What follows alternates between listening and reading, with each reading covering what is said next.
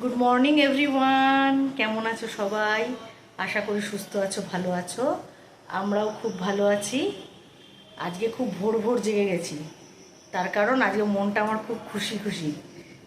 তোমাদের বলছিলাম না কালকের ব্লগে যে আজকে আমরা কোথাও যাচ্ছি, সেই ট্রাভেল ব্লগ আসতে চলেছে। আজকে আমি যাচ্ছি বাড়ি। তো তোমরা অনেকেই মানে ভাববে যে বাড়ি মানে হচ্ছে আমি আমার ছেলের পড়াশোনার জন্য বাইরে থাকি, আর মাঝে মাঝে আমরা এখান থেকে বাড়ি যাই। আর বাড়ি যাওয়ার খুশি তো জানো কীরকম হতে পারে, নিজের বাড়ি যাওয়ার আনন্দই আলাদা। তাই আজকের ব্লগটা এখান থেকে স্টার্ট করলাম, তোমরা দেখতে থাকো। হোপফুলি এই ব্লগটা দেখতে তোমাদের খুব খুব খুব ভালো লাগবে।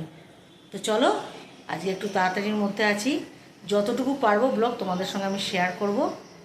কোথায় যাচ্ছি না যাচ্ছি, কি করছি না করছি।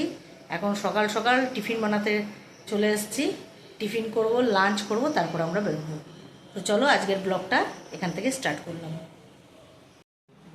বন্ধুরা, লাঞ্চ কমপ্লিট করে রেডি হয়ে গেলাম, এবার বেরোবো। তো চলো, গুরুদেব গুরুদেব দুর্গা দুর্গা করে এবার বেরিয়ে পড়া যাক। যাওয়ার পথে তোমাদের সঙ্গে কথা বলবো। দেখো, বাসে আমি উঠে পড়েছি। এখন যে ব্রিজটার উপর দিয়ে যাচ্ছি তার নিচ দিয়ে যেই নদীটি বয়ে চলেছে তার নাম হচ্ছে গঙ্গা নদী। আমরা প্রায় স্টেশনের কাছেই পৌঁছে গেছি। বাস থেকে নেমে আবার তোমাদের সঙ্গে কথা বলছি। স্টেশনে পৌঁছে গেলাম, চলে এসছি স্টেশন।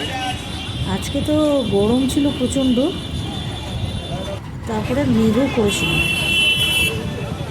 এখন আস্তে আস্তে যাচ্ছি স্টেশনের দিকে ভেতরে। আজকে আমি যে ট্রেনটিতে যাত্রা করছি তার নাম হচ্ছে বন্দে ভারত। তো এবার ট্রেনে উঠবো। ট্রেনটি তার নির্ধারিত সময় ছেড়ে দিল হাওড়া স্টেশন থেকে।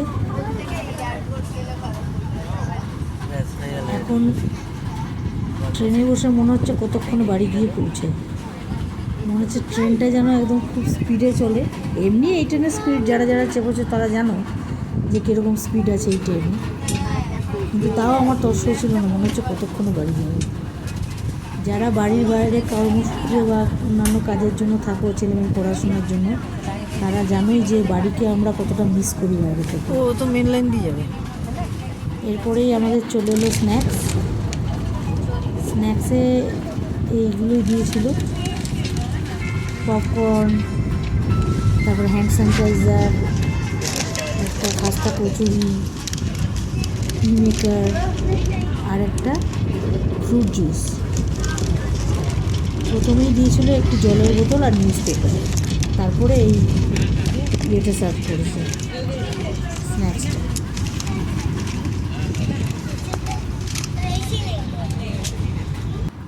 এই ট্রেনের অভিজ্ঞতা তো আমার কাছে খুব ভালো, কার কাছে কীরকম আমি জানি না।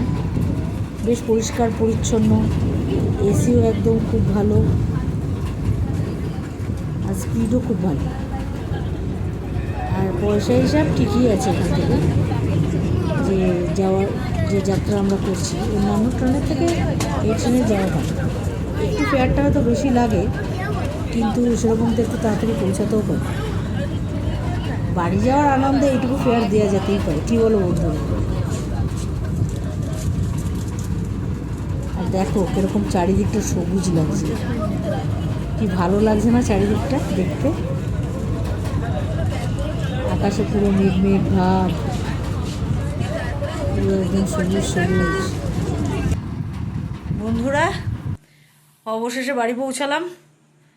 সারাদিন জার্নি করার পর এবার একটু রেস্ট ফেস্ট নিই, তারপরে দেখি কি রান্না হবে না হবে, না বাইরে থেকে খাবার আনবো। আজকে কী করবো জানি না, দেখি শরীরও খুব একটা আর দিচ্ছে না, দেখা যাক কী হয় না হয়, তারপর আবার তোমাদের সঙ্গে কথা বলছি। বন্ধুরা, ডিনার নিয়ে বসে পড়লাম। ডিনারে আজকে বাইরে থেকেই আনিয়েছি। ডিনারে নিয়েছি, আজকে আছে চিকেন বিরিয়ানি।